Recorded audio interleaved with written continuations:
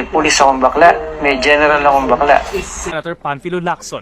Lacson had accused Santiago of diverting Senate funds to pay off his rent in a building she herself owns. Tanong ko ngayon, itong si bakla na ito, Pagka may problema, oo, pero hindi ko pwede sabihin yung pangalan on the air kasi kailangan protection na natin ng kanyang reputation. Merong general na bakla from the PNP. Kasi yung general na yon, makikita mo sa TV, matipuno yan eh. Apo, ginagalang, nire-respeto. Pero si General, pagka nagpunta ako sa bahay nila, ang bahay kasi niyan, meron silang bahay sa BCDA. BCDA, what is BCDA? Business Conversion Development Authority. Sa Taguig yun, may pabahay ng mga pulis at sundalo doon sa particular ng Taguig area. So, may mga unit sila doon. Dinala ako doon sa unit na yun, ni General. Uminom kami.